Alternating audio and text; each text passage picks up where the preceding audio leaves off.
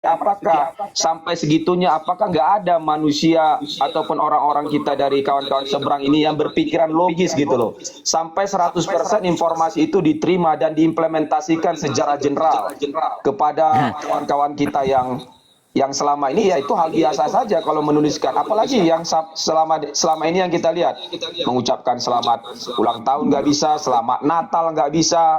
Kadang-kadang saya memikirkan apa yang terjadi dalam konstruksi berpikir manusia ini, apakah otak kita semakin hari semakin mengecil atau seperti apa gitu, sehingga kita nggak bisa membedakan secara esensi apa sih yang menjadi esensi, kenapa ini dilarang. Saya pernah melihat diskusi seperti itu dan ngotot-ngototan, dan ujung-ujungnya yang terjadi ya ini nggak ada solusi gitu Bang. Seram saya lihat dengan konstruksi berpikir manusia zaman sekarang ini. Begini kasih Setia ya. Barangkali saya ambil korelasi ya, satu korelasi dalam ayat Al-Quran ya, bahwa sebenarnya kata istilah mualaf itu tidak perlu terjadi. Tidak perlu terjadi yang dikatakan mualaf. Karena di sini sangat jelas bahwa di Quran surah Al-Maidah ayat 51, di sini sudah sangat jelas menekankan. Saya bacakan saja, wahai orang-orang yang beriman, janganlah kamu menjadikan seorang Yahudi dan Nasrani sebagai teman setiamu. Kata teman setiamu ini bisa saja di dalam penyatuan, di dalam perkawinan. Sebab mereka yang menjadi setia bagi sebagian yang lain, siapa di antara kamu yang menjadikan mereka teman setia, maka sesungguhnya dia termasuk golongan mereka. Sesungguhnya Allah tidak memberi petunjuk kepada kaum yang salim. Jadi hal seperti ini, kalau kita melihat kontekstual daripada ayat Ardi, ini. kamu di mute dulu Ardi. Mute dulu Ardi. Iya. Jadi kalau kita melihat konteks ayat ini. Itu di mute dulu itu. Jadi kalau kita melihat siapa yang seharusnya di-mute ini? Penjajah. Halo? Lanjut Pak. Ya. Jadi kalau kita melihat konteks ayat Al-Maidah ayat 51 ini sebenarnya dilarang keras. Penekanan tidak boleh orang-orang Islam mendekati umat-umat yang lain seperti orang Yahudi dan Nasrani. Dalam konteks Nasrani sebenarnya pemahamannya di sini adalah Kristen. Nah, kenapa bisa? Ini sudah tekanan, kenapa sampai ada yang melakukannya? Tidak boleh. Misalkan seorang pria ini mau mendekati seorang wanita Kristen, lalu dia memualafkan. Ini kan larangan. Kenapa juga para ustaz mau artinya mengawinkan mereka, menikahkan mereka? Nah di sini sangat jelas bahwa penekanan di dalam ayat ini tidak boleh mengislamkan orang.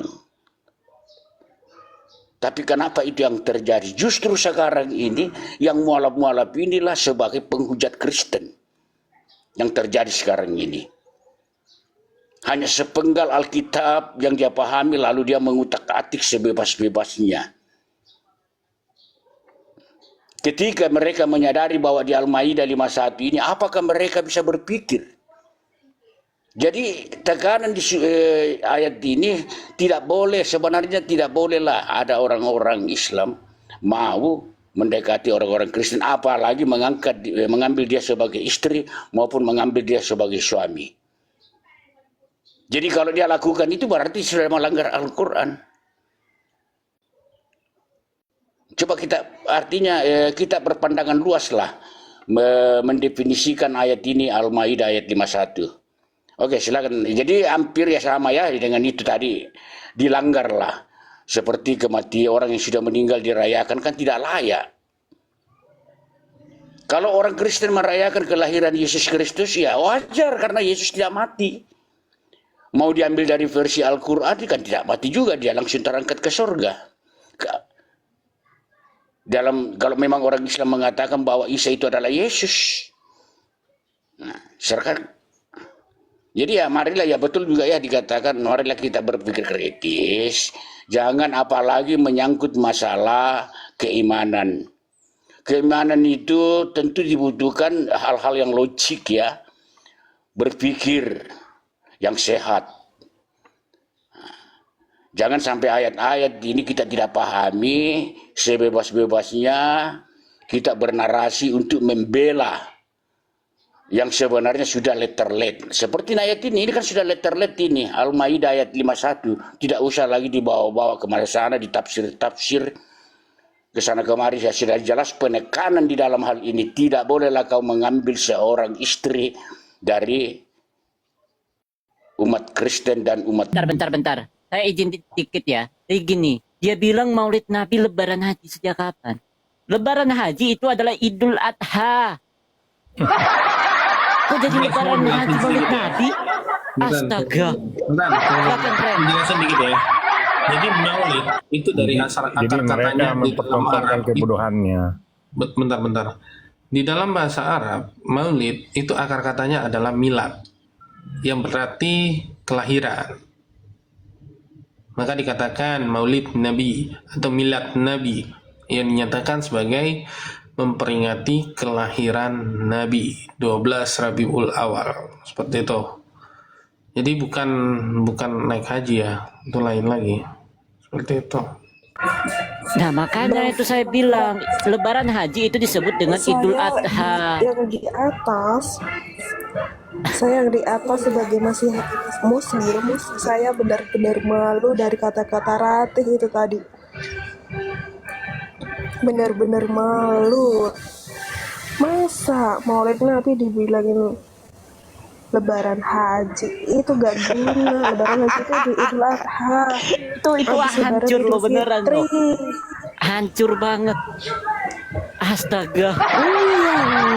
Masa perayaan di dalam iman sendiri dia nggak tahu. Contoh nih ya, Idul Fitri adalah perayaan setelah setelah Ramadan, ya toh.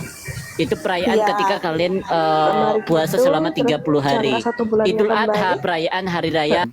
Ya, ada seorang Habib di Aceh yang membantu tentara Belanda untuk menggempur orang-orang Aceh, ya, dengan imbalan $10.000, ya, $10.000 untuk imbalan karena membantu tentara Belanda untuk mengambil alih.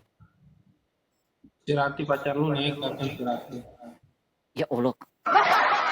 Apa sih lu? Pacar apaan? Istri orang itu. Gak apa-apa kan lu kayak Mamat suka ambil istri orang. Jadi sorry ya, enggak lah ya. Oke, silakan Rati. Ya, silakan teman-teman.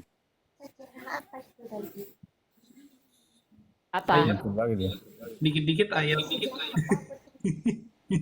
Siapa yang bawa ayat?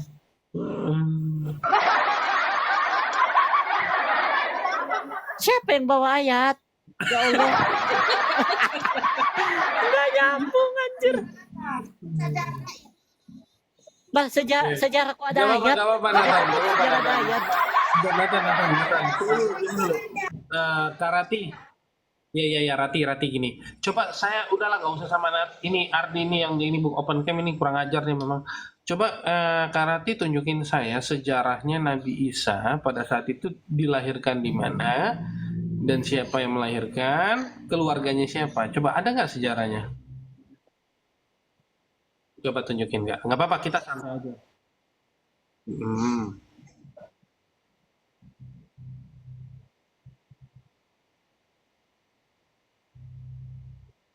Ya. Ya. Di gelandangan di Ya, kandang. di mana ayatnya itu Kak? Nggak apa-apa tadi. Nggak apa-apa. Naikin lagi aja. Kalau sama saya sih orangnya santai. Coba kalau dia bisa menunjukkan di mana. Frank, lain kali lu kalau mau cari lawan diskusi jangan yang lu lihat-lihat lah. Masa orang kayak gitu lu mau ajak diskusi, orang dia aja bilang Maulid Nabi itu hari Lebaran Haji. Lu mau ajak diskusi orang kayak gitu, ya Allah. Capek-capekin bro. Capek-capekin beneran. Bisa saja orang itu tidak mengerti agamanya, tapi nanti bisa dipakai Tuhan untuk memberitakan Injil. Seperti itu. Ya nggak gitu konsepnya, brother. Lu lihat orang udah ajak diskusi. Jadi justru lebih saya gini ya katanya.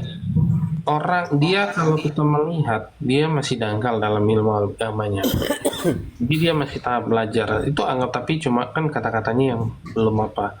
Tapi lebih susah kita mengajari ya orang yang semakin pintar namun terlihat bodoh.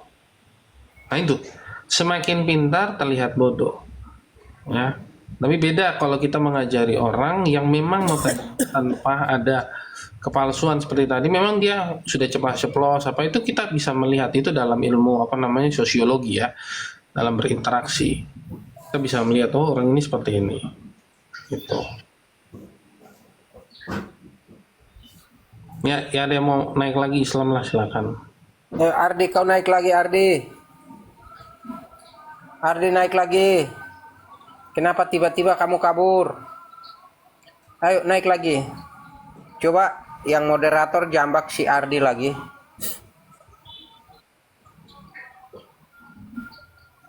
Sudah aku jambak. Oh, itu si Sarif 68 itu Kristen atau Islam? Kristen. Itu di bawahnya, di atasnya. Hah? Kristen. Oh, saya ganti akun lagi lah. Ntar ya, Bang Ardi ya, saya ganti akun lagi. Gini Kak Rati, ya, iya nggak apa-apa Kak Rati. Ini saya boleh besarin saya ya. Gini Kak Rati, saya kan punya Al-Quranul Karim di sini ya. Ini menghormati di mana ayatnya tentang Nabi Isa siapa bapaknya, siapa apa namanya dikatakan ibunya lahirnya di Yerusalem ya tadi ya, di mana itu kan sebentuk sejarah karena ini Al-Quran, kita hormati Al-Quran itu. Silakan di mana, nanti saya bantu bukakan enggak seperti itu. Nih saya sudah lagi buka di mana Al-Quran, di ayat berapa, di surah berapa? Anissa, oke kita buka ya sama. Oh sudah, saya sudah baca Kak. Di sana nggak ada menunjukkan Mbak. Di situ bahwa di Yerusalem. Udah, iya makanya saya tanya lebih pastinya kalau Maryam lagi bunda. Hah?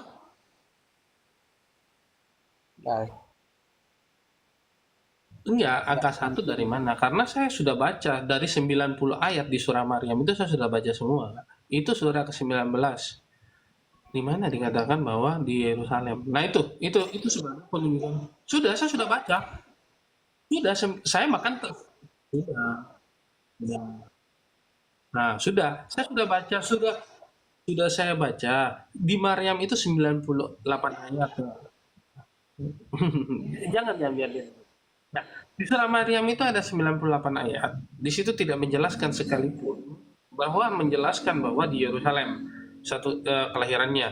Tapi kalau kita berbicara pohon kurma, yes ada. Tapi tidak menjelaskan bahwa itu di Yerusalem. Berarti gagal sudah Kak Rati menjelaskan tentang sejarah. Yang tadi Kak Rati sudah klaim di awal. Saya paham. Oke, Anissa. Oke. Jadi di surah Anissa itu, gini Kak, syarat surah Anissa, bukan aku yang mute ya. Jangan mute lah, biarin aja. Apa yang mute ini? Biarin aja lah. Nggak usah marah-marah, nggak usah marah-marah, santai aja. Di surah Anissa. Santai. Nggak usah kejang-kejang di sini. Nggak usah kejang-kejang. Jangan kejang-kejang lu, Rati. Dengerin dulu itu. Nggak usah kejang-kejang.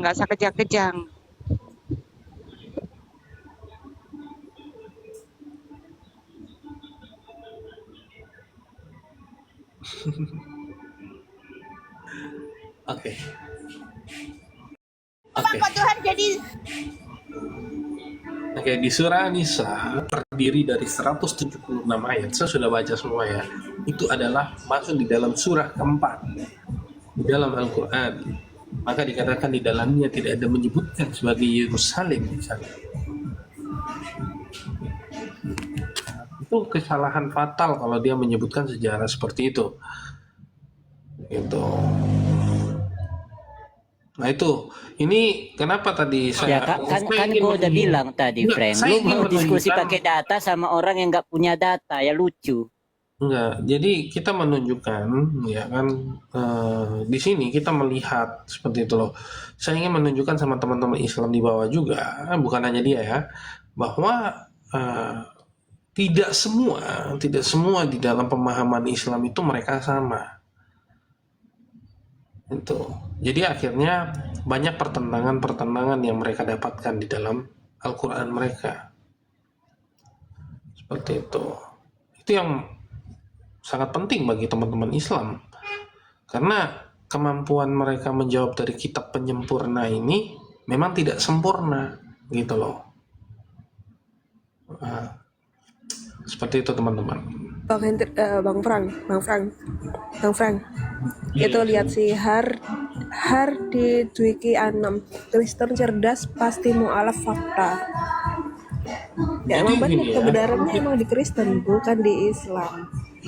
Jadi kalau kita berbicara kebenaran, kan dia bilang katanya orang pintar akan masuk, nyatanya ya beberapa sahabat Nabi itu keluar dari Islam, ya.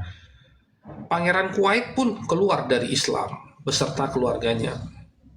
Putri Arab keluar dari Islam, masuk di dalam kekristenan.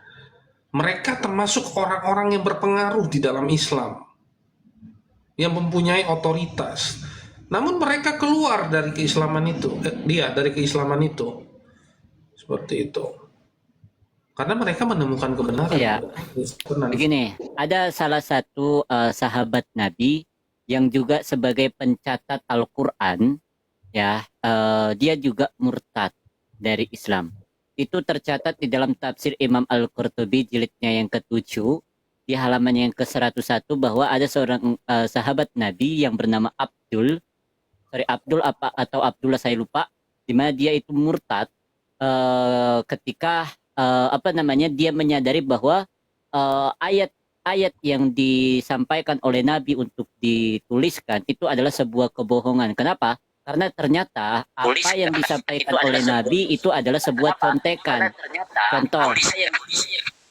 Ini siapa nih? Nah, contoh, apa yang sudah diucapkan oleh sahabatnya ini diulangi oleh Nabi sebagai katanya iya itu yang dikatakan oleh Tuhan sebagai ayat. Nah, maka tuliskanlah itu. Nah, jadi makanya dia murtad. Karena tentang Ya, apa sih ini? Ya, apa sih ini? Datang-datang. Si Ardi naik Kopi. lagi. Ini apa sih datang-datang? Aduh, capek. Nah,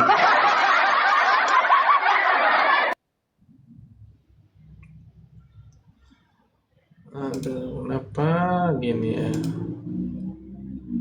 Lanjut, Nathan. Panggil